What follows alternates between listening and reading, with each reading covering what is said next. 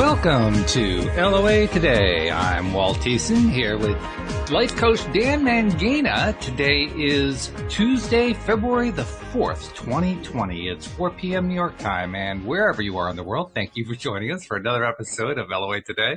You are a daily dose of happy, and Daniel's giving me a hard time as I'm doing the intro here, which puts a nice smile on my face. So thank you for giving me a hard time, Daniel. I appreciate that. I'm giving you a fun time. A fun but time. It's much more fun to call it a hard time because that way I can make fun of it. I've got to be careful because normally I can get away with my off-screen dances and hoobles because there's three of us, right? To you and Alex. That's right. But, so I've got to be very, very box a bit more clever today, or all of my behind-the-scenes dances may come to the surface. I may be revealed. So. That's cool. I mean, we can live with that, I think. This isn't the first time we've done a show just mano a mano, because that was the first time you came on as a guest, which was about the first two times, I think. I think it was. You're right. And the first one was about a year ago, wasn't it? I think it's been. I think it was even before then. Was it? Yeah, because it was when I first was down in Mexico. Okay. Because it was 2018, back into 2018. I'm sure of it. It was that far back. Wow. I think so. Oh my goodness. Okay. My, how time flies. Indeed. Just like this. Yeah, it really does. It's good stuff. But, so I'm glad we're experienced. We've done this before. That's a good thing. Yeah. We've made it work. Anyway, some might say. I'm now grounded after my trip to Florida, and I've been experiencing the interesting phenomenon of what happens when you restore the old environment. Ah, yes. You know what I mean? Because we have all these little, anchors and experiences built in and patterns and so forth. And you go back into that patterned experience and it all comes flooding back. And all of a sudden, all the stuff that you were trying to overcome before is back. And it's a challenge. It's a real challenge. In fact, Louise and I were kind of confronting it, shall we say, over the last few days, because we were recognizing, when you're on vacation, first of all, it's great, right? Because you're doing all this fun stuff. You're eating great food. You're talking with people you haven't talked with a lot. Everything's new. Everything's exciting. And then you go back home, it's the same old thing. I love the way people say, and then it's the same old thing. Like, it is. Why does it do that? And it actually can create, I won't call it a danger, but it kind of brings you back into that place that you were trying to get away from, that you went on vacation for. So now you're working kind of hard to, I've got to, get out of that old pattern and reestablish that new pattern I was working on before I went away. Fortunately, it's easier because, you've been doing some regrouping and de-stressing on your vacation. So you come back in a better place for it. But still, it takes some work to do that. And it kind of, the reason I bring it up, it kind of reminds me of something we talked about. It may have been last week. I can't remember for sure. But we talked about how people who are trying to make change in their lives they'll go to a seminar, they will go read a book, they'll go to a movie, they'll watch stuff, they'll read stuff, they'll absorb stuff that tells them, yes, I got to do this. And then they got to start making changes, and then they don't make the changes. Right? We see this all the time, right? We do this. We're not exempt from this thing. And I guess what I'm saying is, you go away and you come back and it really hits you in the face. Oh my God, it's so easy to fall into that old pattern. It's so hard to change. Can I really stick to the new game plan that I've got of changing? It's a challenge. It's a challenge day to day. It's a challenge practically hour by hour. So, when you deal with that, you do a lot of traveling. So I'm sure you run into that a lot. What's your strategy? It's really interesting that you've gone this way, because actually when we were sort of throwing ideas around between the walls about what to talk about today, the thing that really started to shine through was finding what works for you instead of trying to do what works for everyone else. Right. And the reason why I call to that is because so often we lose sight of the fact that we are all individuals with individual paths that we've come along with, different experiences, different belief systems, different capacities and capabilities. And all of these inform what is going to be the most optimal route for us to bring about change.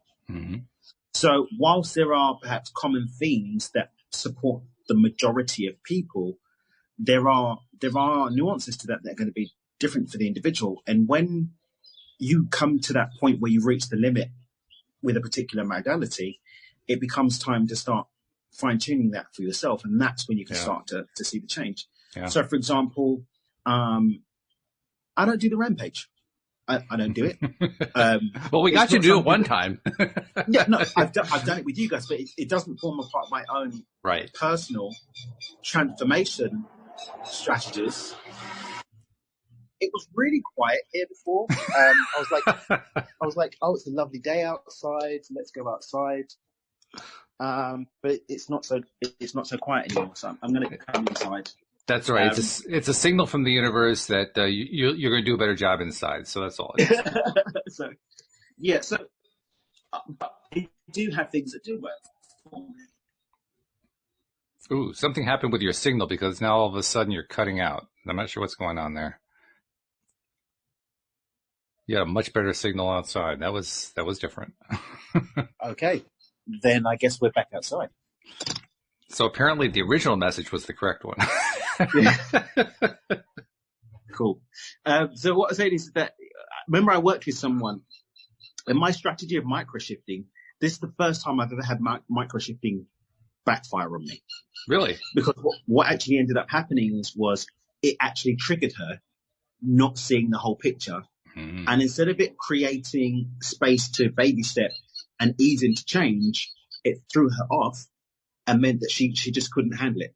She just went into a spin and was so distracted by the baby stepping that she didn't get anything done. Whereas ordinarily, microshifting is what gets us beyond procrastination. It gets us beyond resistance because we can take those baby steps. And so in that moment, I learned that, well, I guess microshifting isn't as... You discovered the limits. I discovered that there is a limit to microshifting. But again, that just comes down to the fact that her individualized optimal route to change didn't include the microshifting. We did some work on that and we realized that what was actually happening, it was self-sabotage because it would work. Her mind was shutting down because it didn't want the change. So we had to micro the microshifts with her and give her a macro outlook so that there was the story of you don't know what's happening is taken away. So for me personally, I find that microshifting works. Not trying to do too much at one time works for me. And also having sufficient leverage over myself. So having a really clear vision of why and having a model of someone that's done it. What do you mean leverage? So let's take, for example, my health and fitness. So okay. I've always, for the last 10 years, 11 years, I've done a lot of keeping in shape, martial arts and working out and all that sort of thing. Mm-hmm. And then in my last relationship, I ended up getting an older person belly, like a post-30 belly, because it just wasn't working out. I just didn't have the same motivation. It just wasn't getting done. And then every time I went to get back in the gym, the time that it was taking to see results was really just kind of I was like, oh God, I'm over 30 now. It doesn't take me 6 weeks to get back into shape. I've been doing this for 2 months and I'm seeing very little results. I can't be bothered to do this. And so that lack of energy committed to the change required some leverage in order for me to get past it and give myself a big enough why to stick with it and keep going to get to the end result. Yeah. Even with my Kundalini yoga practice, about 3 months ago, I had this crisis of confidence in the efficacy of one part of the practice, and I stopped doing it. And I realized because I didn't have a level of certainty in the result. And so I created leverage by reminding myself, well, it feels good when I do it. And there's nothing harmful coming from me doing it. Mm-hmm. So in the grand scheme of things, there's more upside me just doing something that feels good, even if the grand magical results aren't necessarily apparent right now. And that gave me sufficient leverage to keep going. And and to plug through, especially on those days when you don't really feel like it. Sometimes it's having a why in the form of just integrity to yourself. And so when it comes down to doing like those 30-day challenges, which, you know, everyone starts to fall off around day 16. I don't know about you. I don't know about the average person. I mean, I've gotten through a couple of them, but most of them I kind of fell off after day one. I mean, it just didn't go very far. You know what I'm talking about. So it's having that leverage of, well, even though nobody's watching, I'm watching, and I want to be in integrity with myself. Right. And this comes down to, you know, if you look at Gretchen Rubin's work on 4 tendencies and how we respond to expectation.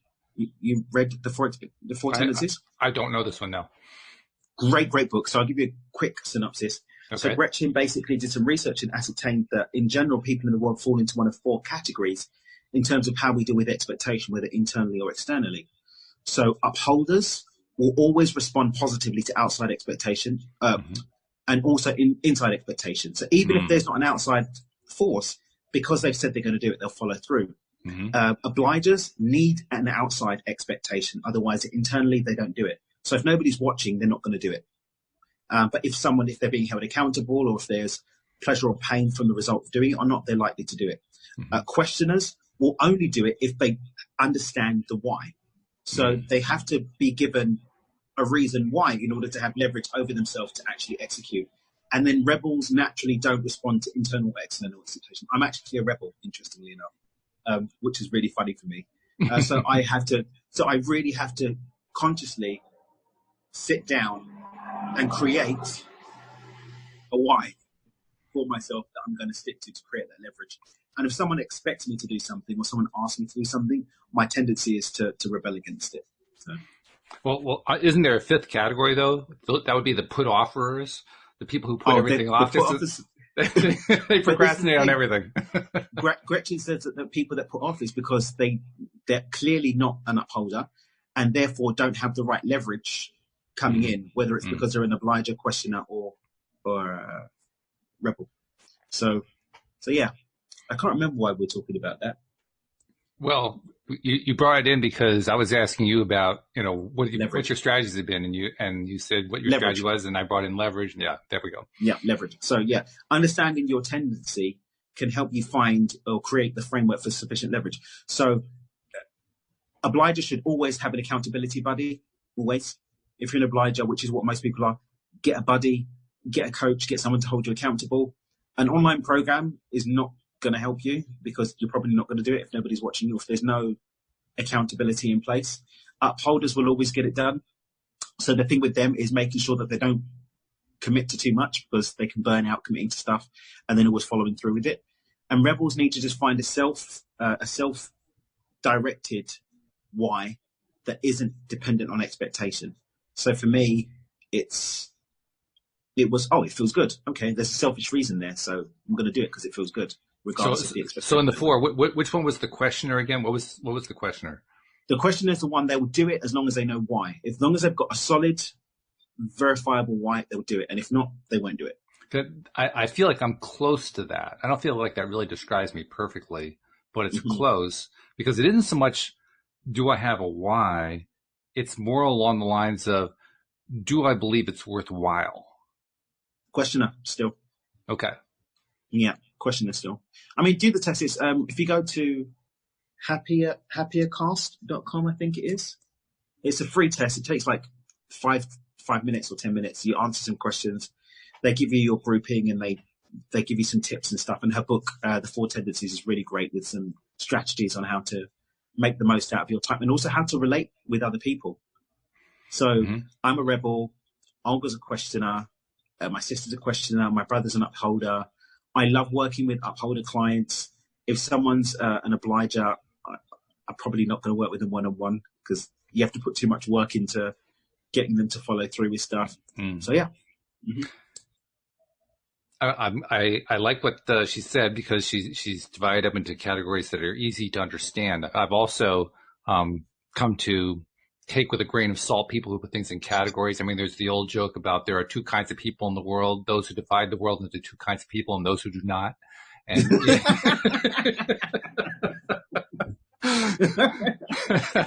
And it kind of reminds you that, well, we all do a little bit of both, So I think we probably all fit into one of those four categories at any given time, and then we shift to another one, and we have a tendency perhaps toward one direction or whatever. Yeah. But it does help to kind of clarify the different ways that we find out to do something. I think that these things, archetypes and all this kind of good stuff, I think they serve a purpose as long as you don't expect them to be the panacea that's going to serve all purposes. Right. Exactly. So, for example, going back to Olga, she's training to be something called a human design analyst, and human design is a really interesting archetype, but it can go really, really deep into stuff. And now she's gotten obsessed with something called gene keys, and she's got me doing I hope she's not watching this live. I'm going to get in trouble later. So she's got me doing that. I'll swear all of our listeners to secrecy. It's okay. Okay. All right. I love you, babe. I'm doing like a session on Monday with her Gene Keys person, and Gene Keys says, "Oh, this is what you're supposed to be like this," and it's basically like an advanced horoscope, which I don't necessarily agree with, because I don't agree with anything that constricts infinite possibility, as I always say. But there are angles on it that you can use to create flow by going with what you naturally have a tendency towards, but I always encourage people to just basically feel into it and see what works for you, or just see which one of them form permission slips which serve you. So, for example, with the human design stuff, I'm a type called a generator, which means that I operate effectively in response to things. But when I looked at my life, how I play chess, how I roll in jiu-jitsu, how I do everything, I am actually in my flow more when I'm operating on the counterplay. So I accept that as a permission slip that validates that, and I'm rolling through life that way, and I'm actually finding that I'm having less stress, more flow, greater ease, and it works for me. There are pieces of the human design puzzle or other, I just kind of ignore it, because apparently it says what time of the day I'm supposed to eat and the kind of food I'm supposed to eat. And I must eat in silence with the vitamin D from the sun. Dude, I'm not joking. It says this kind of stuff. It actually says I believe this kind of thing. Yeah. And so, much to the dismay of Olga, I don't really worship at the altar of human design. But I pick and choose which bits serve me and which bits I'm like, I don't necessarily agree with you. Everyone can see themselves in their horoscope on some level, like, because the brain just starts to justify it and looking for, oh, yeah. Sure. I do have a second, third cousin called May who that happened to. So it must be correct. Oh my God, I'm finding the love of my life today. But if you believe in it enough, right, then it's going to work. It's the belief that creates the thing. Absolutely. So yeah, belief is the driver. Exactly. I did a tweet the other day. What was it? The probability of a thing depends more on your vibrational frequency than anything else. Yeah, that's true. And in fact, well, you're touching on something that is one of my favorite things. If I'm trying to make a change and I'm getting overwhelmed with all the methods and the various tactics you can take and the strategies and the 30-day plans and so forth, in those situations, I just go back to Abraham Hicks. What do you like? Just focus on what you like, and just get all the other stuff out of the way. That clears my mind more than anything else. It's so simple. What do you like? Okay, you're done. You've done and it. Then you found your flow. You found your flow. But for some people, that's not. For some people, it's not going to work at all. No. Yes, and they don't believe it, or they can't stay there, or it's just too simplified, too simplistic, or there's like 1,000 reasons why it won't work. And I think that's. For me personally, anyone that's listening to this, I'd love for them to take away this thing. It's okay if what works for Walt, what works for Dan, what works for Alex, if it doesn't work for you. It's about finding what does work for you. And once you start actually taking responsibility for finding what works for you, investigating and playing with life to identify what works for you, then guess what? You can actually start having things work for you. Yes. Versus giving your power away to other people's optimal ways of doing things, or giving your power away to other people deciding what you should or shouldn't be doing. Like, part and parcel of the adventure of life, I think, is just finding out what does work for me, or remembering what does work for me, and then playing that out. And I think there's a tremendous value in that exploration for a number of reasons, including what I was talking about before, the fact that I like or prefer something, because we as a society do have a tendency to spend a lot of time focused on what we don't like. And we'll find a lot of reasons to do that, including self-improvement. we'll find all kind of ways to just, keep saying, well, there's this thing over here that I really don't like, or that I don't prefer, that I don't approve of. I'm going to rally against it. I'm going to be an activist against it. We find all these different ways to focus there. But on those occasions where we actually manage to find a way to like something, okay, I'm done with that. When the actual better thing is to spend more time on, well, yeah, I really like that. I mean, I wonder what I can do with it. Is there a method I can use that like perpetuates that? Maybe there's a program. Maybe there's a 30-day program I can follow that actually does this thing that I like. I think truth in its essence is really, really simple, but it serves us to find our route to letting go of everything that blocks us from that simplicity that stands between us and that simplicity. Because what it all comes down to is we get more and more of who we are, who and what we are. That was a bug. That was a bug. But it was a really strange looking vehicle. Anyway, we get more and more of who and what we are. But number one, we need to get to a point where we can actually know, what we want to be, so we can step into being that thing.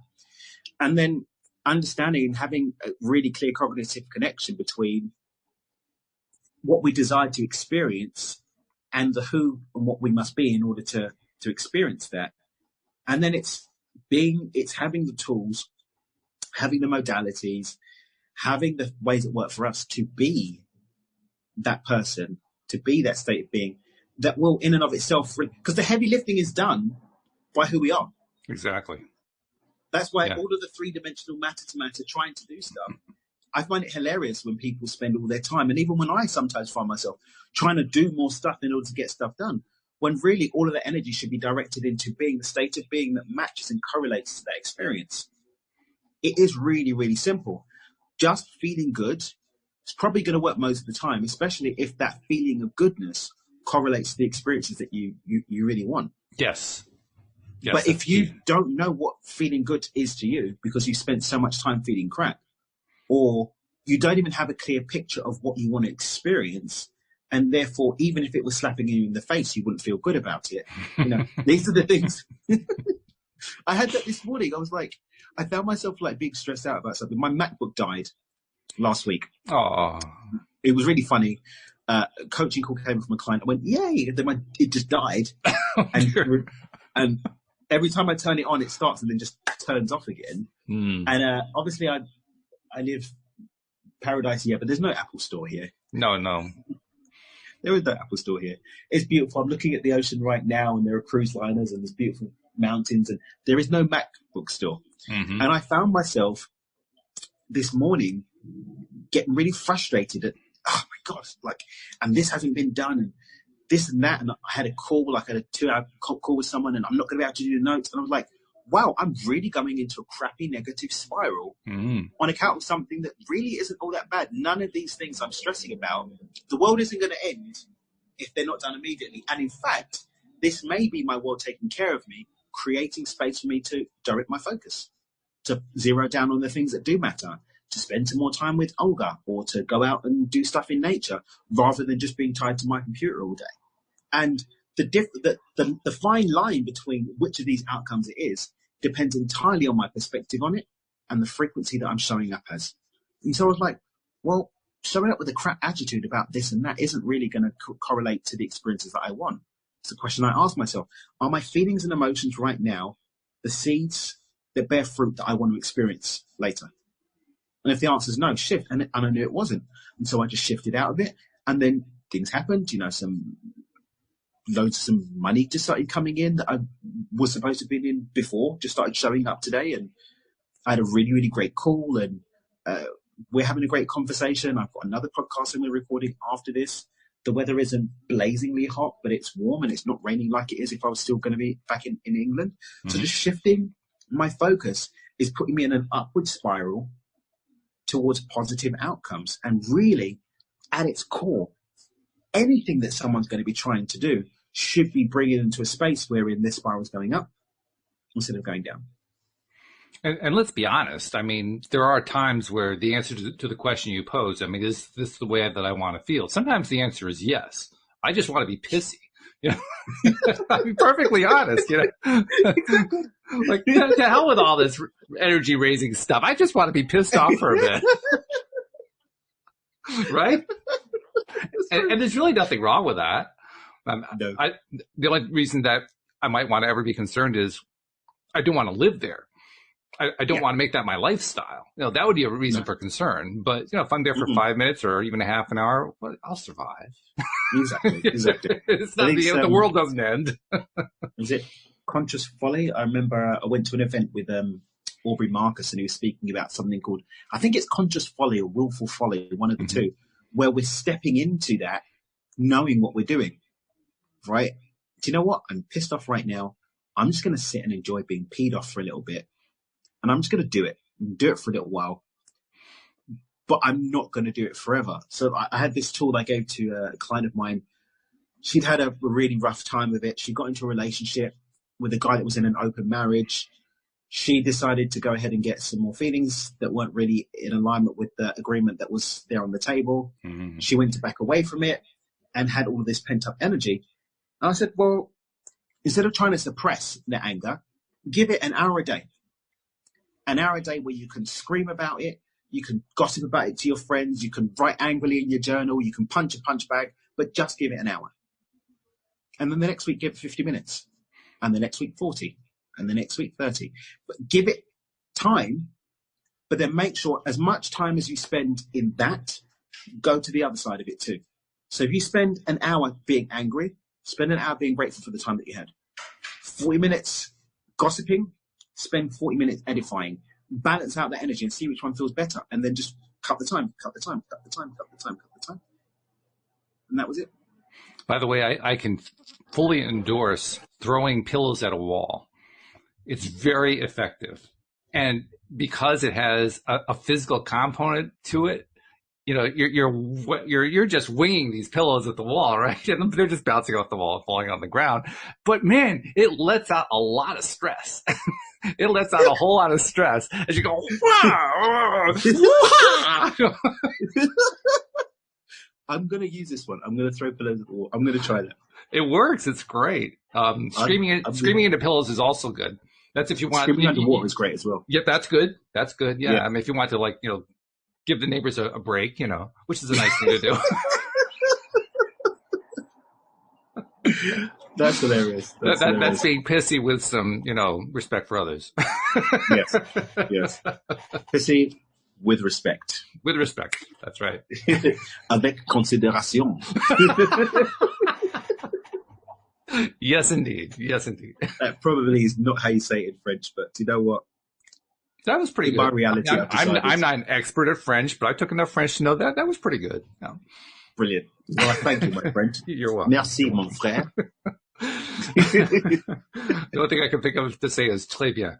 So, très bien. Oh, that's very good. Now, Jeffrey, of course, has been commenting. By the way, he wanted to say that he's also a rebel, so you and he have that in common. Yeah. Good old Jeffrey. Yep. And he also said, yes, he is into rampaging. He likes rampaging. Yes. Which just goes to prove. I mean, the thing is, rampages feel good. I'm not knocking them. I'm just saying that I haven't found them to be something that I include in my regular practice. Well, yeah, that's my point. Yeah. Because there's an example of it works for him, it doesn't work for you, and that's cool.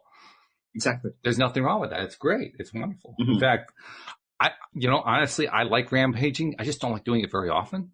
but every once in a while, I just feel like go for it. Mm-hmm. Especially if I'm getting pushback. That's when I really like to go after it. Do you know the funny thing is I'm just thinking about it, and I'm wondering if I've literally just wondered if sometimes things that don't work for me is because I'm rebelling against that is things that other people do. Sure. So I've got this with famous people. So we had I know one or two other couples that probably had post Super Bowl J-Lo and Shakira arguments. Yes. I made a comment when watching the Super Bowl, and it wasn't even a compliment. I simply made a comment. And I have faced wrath for my comment. But the funny thing is that anytime that people get obsessed with a famous celebrity and say how hot she is, I get more and more disinterested. I'm not interested in, honestly, I'm completely honest with you. Beyonce, yeah, pretty enough girl, but I don't understand what the craziness is. Shakira, J-Lo, all of these. I'm like, oh, yeah, great, cool, whatever. So well, Daniel, give it about 20 years, because you'll get to the point where you don't even know who they are. Maybe then my bias will disappear. That'll be when the future Beyonce, whoever that is, comes onto the scene. You'll say, "Who?" But anyway, I would encourage people to give things a try. Taste and see if it's good for you. Explore, part of the playfulness, and just be. Now that I'm thinking about myself as a rebel, I'm saying, ask yourself why it doesn't feel like it works for you. Maybe it does, and that's the reason why you're running away from it, because you're actually running away from the positive uptake. Or maybe you're knocking on something just because everybody else likes it, which is what I think maybe I'm doing with something. So I'm actually gonna investigate that for myself. I'll also make an argument that we're on an interesting topic today. All the ways that we don't actually work on ourselves. But I'll tell you another way that I don't work on myself. There are times where, working on myself will come along as something that I realize I need to do, or I've been working on myself for a while and I'm just kind of tired of doing it. So I'll quit for the day. I mean, I'll just quit to take the rest of the day off. And I'm not going to fight anything. I'm not going to do any kind of extra processes. I quit. I'm done. Call me tomorrow. Sometimes you just quit. Yeah, sometimes that's the thing that you need to do. Sometimes taking that step back creates a breathing space for you to be able to move forward. Right? It's actually kind of a form of meditation, I really think. Yeah. Yeah. Quitting meditation. It's the quitting meditation, yeah. Because when you quit, what you're really doing is turning off all that crazy talk that's going on inside the brain. Mm-hmm. You're saying, okay, that's it. Go away. Call me tomorrow, but I'm done for today. And it's literally letting go of that stuff, which is exactly what meditation is, right? You're basically saying, okay, I'm letting go of all that. Mm-hmm. Yeah. Creating that space. Yeah. Love it.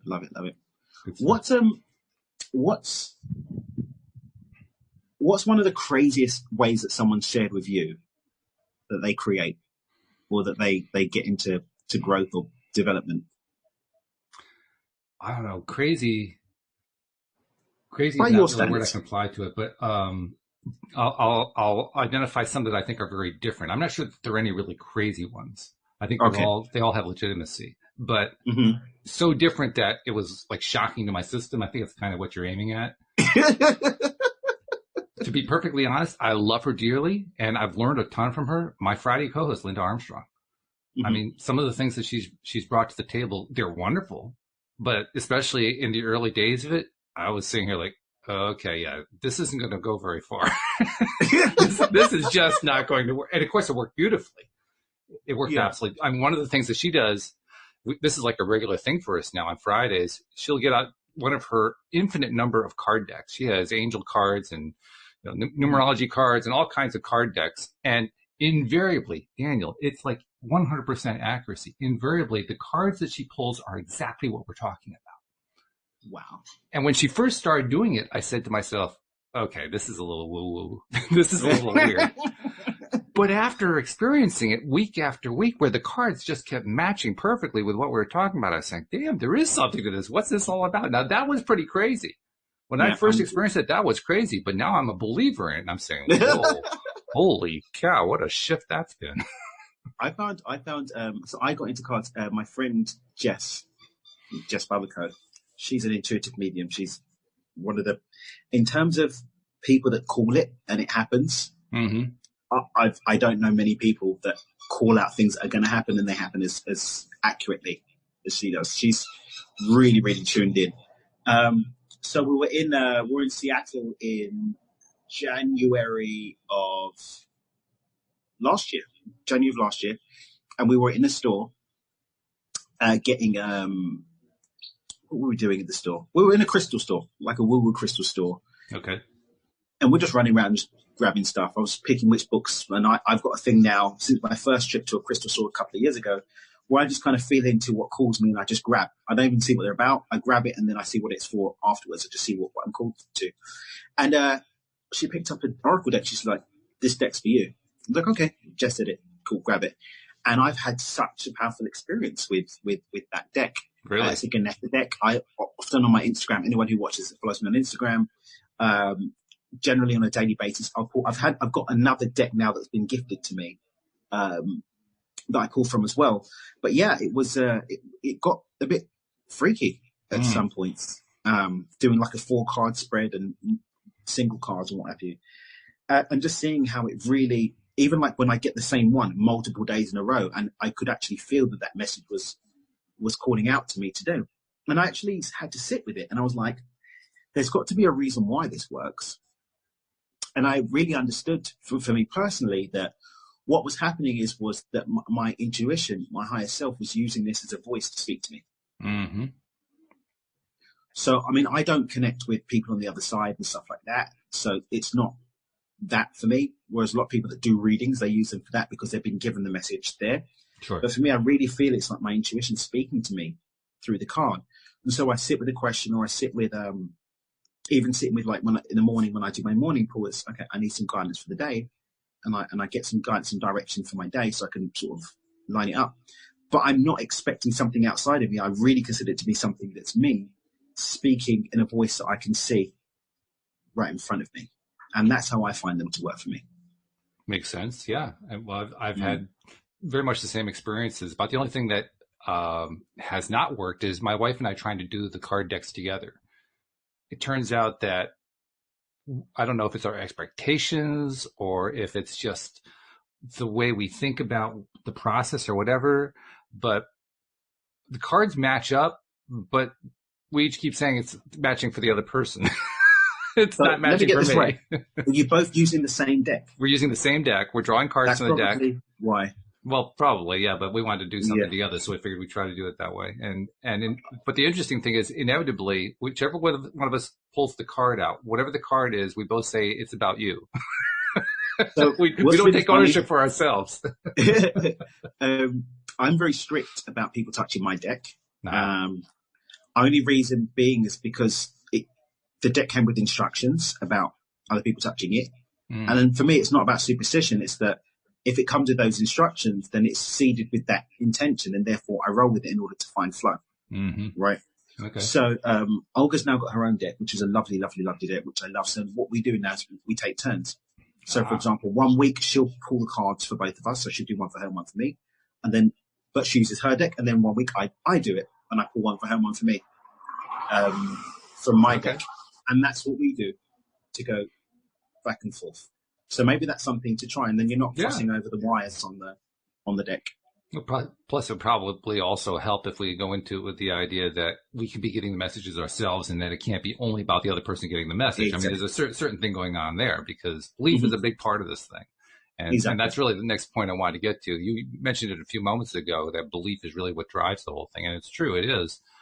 Louise proves that by using a modality that is so far woo-woo that it's actually mainstream. That sounds weird, I know. It's intended to be funny. But she does these word searches, the little puzzles where you try to find the words in various angles, backward, forward, upside down, all that kind of stuff. And when she does those, her mind is working on other stuff. Sometimes it's working on herself. Sometimes it's kind of working in the background on trying to solve a problem. Sometimes she's just sitting there to do the word search. But it's interesting. The more that she does these word searches, the more interesting stuff comes out of her. And I don't think she has even consciously made the connection, but I have. So especially when we're talking here. So here's something that's pretty mundane. I mean, nobody sold the word search as, oh, well, you're going to find out who your heart's desire is or how you're going to make a lot of money. It's just, no, I like doing word searches. So that's what the product is. And she's found a way to turn it into, here's how I'm helping myself. Here's how I'm working on myself.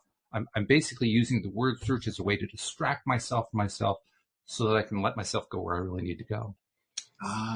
It's almost using the word search to in a hypnotic way to get into In a trance. sense, yeah, Yeah, almost. Yeah, it has a yeah. bit of a post-hypnotic side to it. Yeah, Because when you think about it, all of these things, they're really just shutting down the mind so that you right. can actually hear you, shutting down the ego so you can hear the true self. Mm. In the Paul Selig language, shutting down the small self so that the true self can speak truth through us in how we're showing up. And I think there's some power to that. I mean, even when you look at, so for example, my friend Lee, he's got this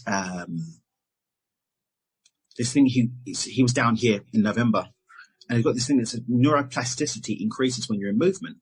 Mm-hmm. And so when we were working out together, he'd have me saying positive affirmations on each rep. So like genius, beauty, wisdom, gratitude. And it's like, well, first and foremost, it distracts you from the pain. No kidding. Yeah. Because he's a bit of a beast. He's a unit. He's a unit. So he has me do some very interesting exercises. But then also, yeah, you're just in this beautiful flow, just gratitude. And it just feels really, really good to create that trance through the movement as you do the exercise. That's very cool stuff. You used a word that was actually part of a conversation Louise and I had last night. And it occurs to me, I want to bring it up because I don't think I've ever addressed this with you. I've addressed this with virtually every other co-host, probably all of them, but I don't think I've addressed it with you. So I'm curious to know what your take is. The word is ego. And the reason I bring that up is I find that virtually everybody has a different definition of the word. They won't necessarily acknowledge that, but they all define it differently. They all think about it differently. They all mean it differently. So I'm kind of curious to know, when you say ego, what does that mean to you? Right now, as I'm sitting before you, ego for me is the accumulation of the stories, narratives, and programs that make up who we are to show up in the world. Who we are to what? As we show up in the world. As we show up. Oh, okay. Mm-hmm. Yeah. So we could say that ego is the identity filter to what we end up pulling from the truth as our reality. So it's the lens through which we as a being experience the world. Personalities in there, belief systems, our sense of self, all of those narratives for me make up what I consider to be the ego, which in and of itself I think it's an ephemeral entity, right? Because if we look at the fact that nothing exists beyond the now, it doesn't have to continue. So we have the opportunity to shed and carry forward what we want from that. But that's what I consider the ego to be, as I sit with you right now. One of the things that I've looked at where the word ego is concerned, well, actually, there are two main things I've looked at. One is, what is the definition? And I've pretty much concluded there is no one the definition, because everybody looks at it differently. But there is one factor that shows up not 100% of the time, but maybe 90% of the time in most people's definitions, not everybody's. And that is, the ego for most people seems to represent the parts of themselves or others they would really rather would go away. It's sort of a way of negating parts of ourselves and categorizing it and putting it into this little box. Okay, I want to get that ego out of my way because I don't like that stuff. I used to be one of those people. And then a friend of mine, she's a Hay House author, Mira Kelly. Mm-hmm. She was on Jess and I were having a conversation with her at some point.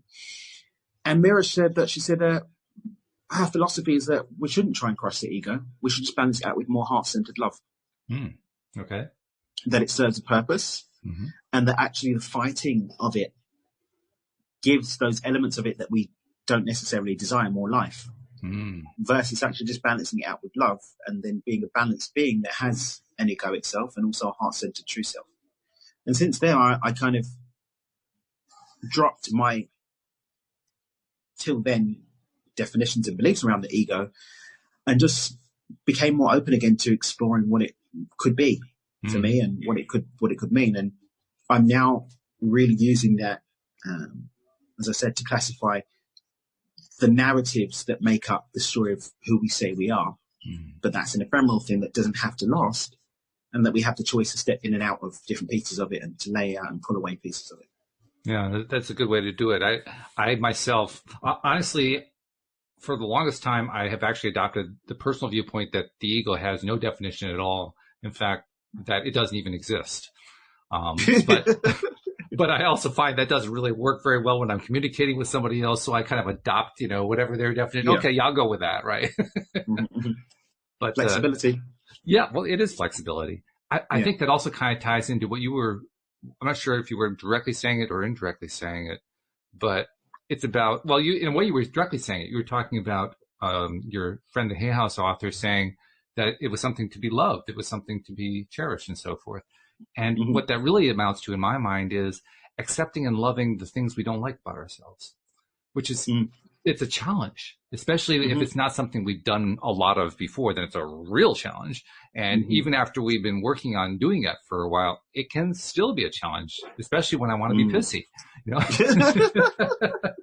But I mean, I've had a couple of conversations recently about this idea, and I did a Instagram and Facebook post about this. It's something that I got from a Paul Selig event. He channels some interdimensional consciousness called The Guides. And there was one line that they said once, and then there was another line they said another time. And I'll say the two lines. One is that you cannot stand in the light and hold another in darkness. That's number one. And the other piece was that God is in the man that you don't like. Yes. So layering those two things over, first and foremost, you can't stand in the light and hold another in darkness, because everything just is. And whichever thing you choose to be is what you're really going to be, right? Yeah, I mean, the thing is, if you're in light, it's kind of hard to have darkness where there's light, because that's what they're kind of the opposite of each other. Exactly. And then the piece about God is in the man you don't like is that it's because that thing that we call God or divinity, source, the universe, whatever, is in everything. So the second that we deny it in a thing, we're denying it full stop. And so I can't say, oh, I don't like you, I don't want you, you're no good, when it's a part of me. So I can't claim to be in the light and hold that part of me in darkness, or hold that part of someone else in darkness and try and push it away. I have to hold it in light if I am light, otherwise I'm not in the light. And if I'm denying it, then I'm denying divinity. And if I'm denying divinity, then how can I say that I'm connected to it? And if I choose to be disconnected from it, then that's what I'm going to end up experiencing. So if I want to be connected to the fullness of all, I have to see the fullness of all in all things, even in those things, people, places, and things I don't like. And if I want to stand in the light, that I must hold them in the light of that love. And that's how I choose to make efforts towards living my life. It's not always easy. It's not always easy, especially when you want to be pissy at someone. Yes. But yeah, that's how I've been choosing to live. That's cool. Yeah. Well, it also brings to mind the cliche, the non-woo-woo mainstream cliche, that when you point your finger at somebody, there are three fingers pointing back at you. Oh my goodness! And one's pointing up to heaven as well. One's pointing up. That's right. Yes. Never knew what that was pointing at, but okay. Hey, have you got? There are people upstairs right now, so someone's getting the thumb. Yeah, that's right. Thumbs up. Okay. Thumbs up. Someone's getting it. Yeah, but you're right. Position. It's a reminder that, every time that we are pointing a finger like that, all we're basically doing is tearing ourselves down. Nobody else is really losing from it. We're the ones who are doing it. Yeah. That's it. Yeah. So you're right. I mean, you have to be, if you want to be in that place of light, you just have to see everybody in that place of light. And that is a challenge. It takes some doing. And it doesn't mean, and this doesn't mean that you accept BS behavior or let people disrespect you. And yeah, you don't have to like it. I'm not saying be a walkover. Yeah. But accept it for what it is. Now, that may mean making choices about not having that person in your life anymore. Loving somebody, holding them in that light of truth doesn't mean that I have to have someone that disrespects me or harms me or, isn't a very nice human to me into my environment, because I have to love myself too. So that means that I have to make that choice not to actually perpetuate the energy of having that discombobulation right? And also loving myself enough to ensure that only people that meet the standard, the loving standard I set for myself, are in my environment.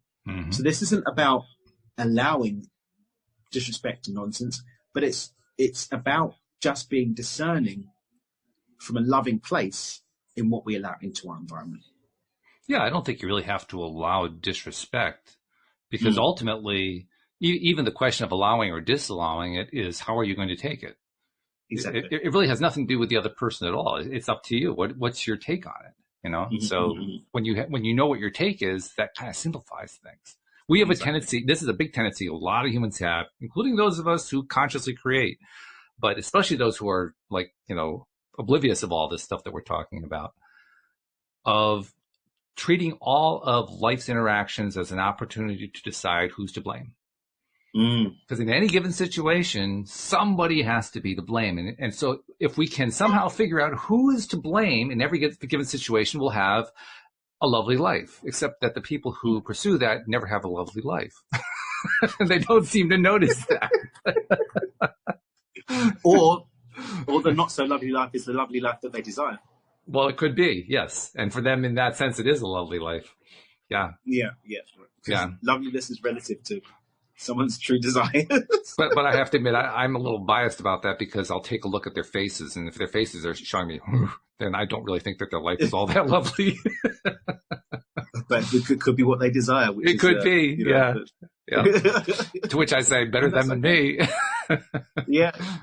I hold you in the light of that which you desire, and say no for me, Monty. Do it, and do it well. Yeah, just do it without me. Okay, that's right. I lovingly invite you to stand over there with that attitude. Exactly. With a light shining on you, or even more importantly, where you are. And this is probably the thing that I think more people could learn the most from, even if they didn't understand all of this stuff that we talk about here. That is just letting go of that thing they don't like, just letting go of it. So there's a person in your life, I can think of some famous people who would fit into this category, who you just don't like them. There's nothing about them you like. They say all these things that are nasty to you, or that you feel are nasty, and you just think they're just awful things to say and so forth. Stop paying attention to them. Just stop paying attention to them. Because the funny thing is, so many of the people who do thrive on that, because there are people who thrive on that, they thrive on it because they continue to get the attention. You really want to hit them where they live? Stop thinking about them. Yeah. Talk about pissing you off. That'll really piss you off if you're the kind of person who's looking for that attention, right?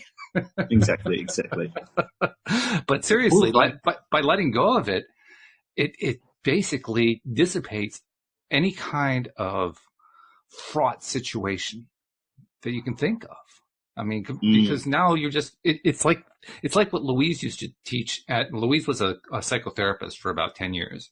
And when she worked with her clients, she would teach them using this little game. It was a pillow game. Of course it was. She'd pick it, as with most therapists, she had a couch, and she'd pick up a pillow off the couch, and she'd toss it to her client. She'd say, now toss it back to me. The client would toss it to her, and she'd toss it to the client again. The client would catch it. Now toss it back to me. The client would toss it to her, and she wouldn't catch it. She'd let it fall to the floor. And she'd say, I choose not to engage. That ends the game. You understand that, client? That ends the game.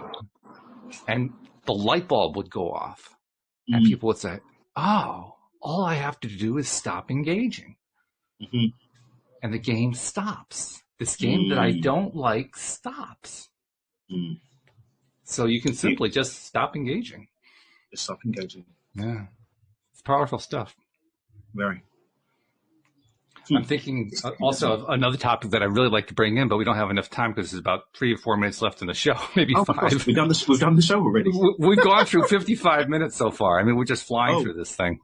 Wow. Yeah. Next time. I'll have to save it for next time. But I'll give you a clue that you can think about it. And while you're thinking about it, it'll be actually for a week from now, because this Thursday, what are we doing on Thursday? We're starting a book by a famous author named Dan Mangena. Oh my goodness, I've heard about this guy.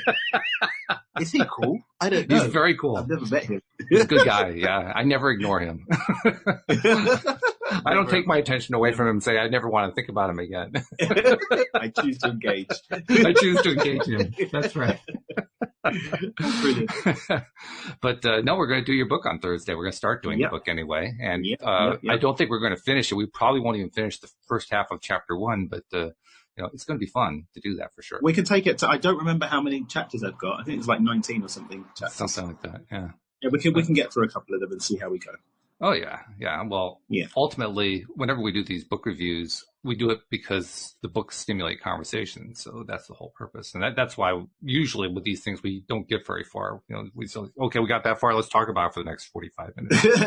what I look forward to doing is, so I've been doing on my podcast, on the Do It Dan podcast, I've been going through the Beyond Intention paradigm for the last few weeks. Mm-hmm. And every week I do about 10 minutes on each of the 4 steps.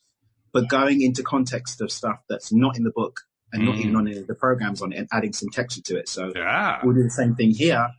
We'll add some background, we'll add some texture. Maybe we'll do some exercises on it and give the listeners something that they can play with and go and apply in their life. So for people who want to get the book ahead of time and start reading up, it's Stepping Beyond Intention.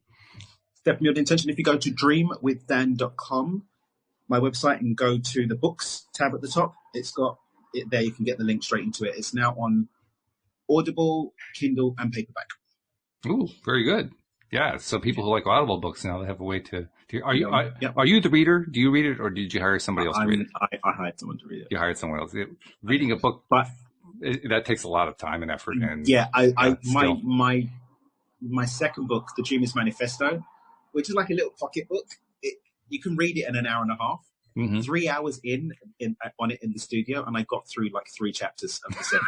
So I believe when I looked at the 30,000 words of Stepping Beyond Intention, I said no, thank you. Not happening. No.